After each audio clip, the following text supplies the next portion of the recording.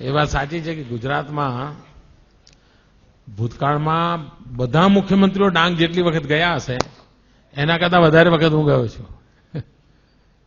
કોઈને પ્રશ્ન પૂછે સ્વાભાવિક છે, જે કામ કરે ને એને સમયનો પ્રશ્ન જ નથી હોતો, જે ન કરે ને એને સમયના પ્રોબ્લેમ હોય છે. તમે જોજો, આ દુનિયાનો નિયમ છે. જે નવરો હોય ને એને તમે કહો કે અત્યારે મારે મળવું છે, આવું તો કે ના હમણાં નહીં, હું જરા પછી વાત કરીએ આપણે. નવરો જ હોય સાહેબ. અને જે કામ કરવું હોય કે એમ કરો ને ભાઈ, તમે જો 9 વાગે આવી જાઓ તો 9 ને 9 ની 5 ની વચ્ચે આપણે એડજસ્ટ કરી લઈશું, બેસી લઈશું, તમે આવી જજો ને. ખરેખર જે કામ કરનારો માણસ હોય છે એને સમયની ક્યારેય ખોટ પડતી નથી. ભરપૂર સમય છે આપણી પાસે, આપણને સમયનો ઉપયોગ આવડતો નથી. વિદ્યાર્થી મિત્રોને મારી વિનંતી છે કે જો તમને શક્ય હોય તો બેન્જામિન ફ્રેન્કલિનનું જીવન વાંચજો. એ અમેરિકાના રાષ્ટ્રપતિ હતા. આમ તો જીવન ચરિત્રો વાંચવા જોઈએ, પણ એમના જીવન ચરિત્રના અંદર વિશેષતા છે. એમને પોતાને શું થતું, કામ બહુ કરે પણ લોકો ફરિયાદ કરે કે તમે આ નથી કરતા, તમે મળતા નથી, તમે એટલે પછી એમને થયું કે હાડું આટલું બધી મહેનત કરું તો એમ મને તો ફરિયાદો જ આવ્યા કરે છે.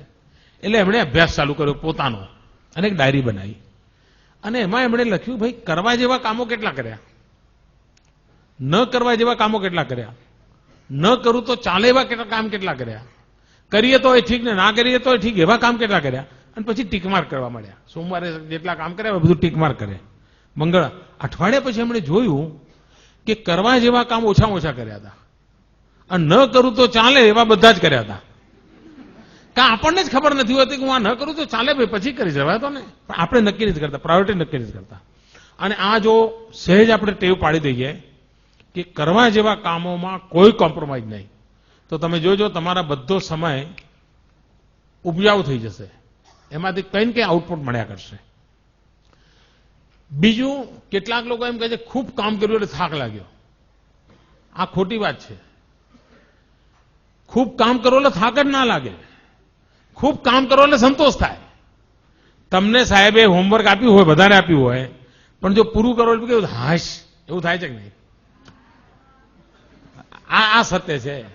અને બાકી હોય તો મમ્મી હું દૂધ લેવા નહીં જાઉં, મારું લેસન બાકી છે. મમ્મી હું નાના બહેન નહીં રમાડું, મારું દૂધ બાકી છે. અરે મમ્મી તું રેડિયો બંધ કરને, મારું લેસન બાકી. એવું ચાલે ને ઘરમાં, કારણ કામ બાકી છે. ખરેખર કામ કર્યાનો થાક હોતો જ નથી, કામ કર્યાનો સંતોષ હોય છે. અને જીવનમાં તમે જોજો, કોઈ દિવસ કામનો થાક લાગે જ નહીં. આ ખોટું ભ્રમ છે. બહુ કામ છે, થાકી ગયો. કાં તો પછી તમે ન કરવાના બધું કરતા હો તો થાકી જતા હો. અને તેથી સમયનો ઉપયોગ કેવી રીતે કરવો, સમય બરબાદ ન થાય એના તરફ આપણું ધ્યાન હોવું જોઈએ. મને યાદ છે એકવાર હું કેકા શાસ્ત્રીજી, તમે નામ સાંભળ્યું હશે, બહુ જ મોટા આ રાજ્યના ખૂબ મોટા વિદ્વાન, એમની સાથે એકવાર હું પ્રવાસમાં ગયેલો અને લગભગ 10 દિવસનો મારો પ્રવાસ હતો. અને મને એમ કે આ વડીલની સેવા કરવાનો મને અવસર મળ્યો છે, એમની સેવા કરું.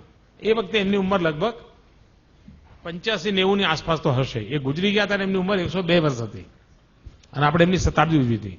એમણે 250 કરતા વધારે ગ્રંથો લખેલા હતા. તો મેં એમને 10 દિવસ બરાબર ઓબ્ઝર્વ કર્યા. તમને આશ્ચર્ય થશે, એમણે શબ્દકોશ લખ્યો છે, ગુજરાતી શબ્દકોશ. માનો કે રેલવે ફાટક હોય અને રેલવે ફાટકમાં અમારી ગાડી ઉભી રહી હોય, તો આપણે શું કરીએ? ઉભા રહીને નીચે લટાર મારીએ, યા ત્યાં સિંગ ચણાની લારી હોય તો ત્યાં જઈએ, ક્યાંક ટમેટા મળતા હોય તો એ જઈએ, એવું બધું કરીએ ને. મેં જોયું કે જેવી બસ ઉભી રહી નથી કે પોતાના થેલામાં ચોપડો કાઢ્યો નથી, તરત આમ લખવાનું ચાલુ જ કરી દે અને ફરી પાછી ફાટક ખુલે અને બસ ચાલે પછી અમને મૂકી દે. મને એમ થાય કે આ માણસ સમયનો કેટલો બધો ઉપયોગ કરે છે. રાત્રે ક્યાંય પહોંચવાનું હોય, ધર્મશાળામાં ઉતરતા, તો હું એમના માટે કે પથારી લેવા જઉં, એ પહેલા તો એ પોતાનું જે થેલો હતો એનું ઓછું કરીને સુઈ ગયા હોય. મારે એમને રાત્રે ઉઠાડવા પડે, કશું નહીં, કોઈ અપેક્ષા જ નહીં. ત્યારે હું જોતો હતો કે આ વ્યક્તિ આટલું બધું કામ કેવી રીતે કરી શક્યા હશે. સમયનો એટલો અદભુત ઉપયોગ કરતા હતા એ. મેં એટલા આમ અને બારીકાઈથી મેં જોયું છે એને. અને મને તાજ્જુબ હતું. અને એમના જીવનક્રમની અંદર પૂજા પાઠ, લેખન, વાંચન, આ ચીજમાં કોઈ 1 મિનિટનો ફરક નહોતો પડતો. અને 10 દિવસનું એટલું હેક્ટિક શેડ્યુલ હતું. એ ઘરે રહીને જેટલા કામ પૂરા કરતા હતા એટલા જ કામ એમણે પ્રવાસમાં પણ પૂરા કર્યા. એટલે મારા મન પર એની અસર હતી. અને 85-90 વર્ષની ઉંમર. આપણા ઘરમાં આપણા દાદાજી 85-90 વર્ષના હોય તો શું કરતા હોય તમને ખબર છે ને? આ 85-90 વર્ષની ઉંમરે અને 103 વર્ષ જીવ્યા હતા. જીવનને કેટલું પરફેક્ટ એમણે રાખ્યું હશે એનો તમે અંદાજ કરી શકો છો. તો સમયનો સદુપયોગ આ મંત્ર લઈને જો ચાલીએ, કરવા જેવા કામોને પૂરા કરવાનો આગ્રહ રાખીએ, કામમાં આનંદનો ભાવ અનુભવીએ તો આપણને ચોક્કસ પરિણામ મળે.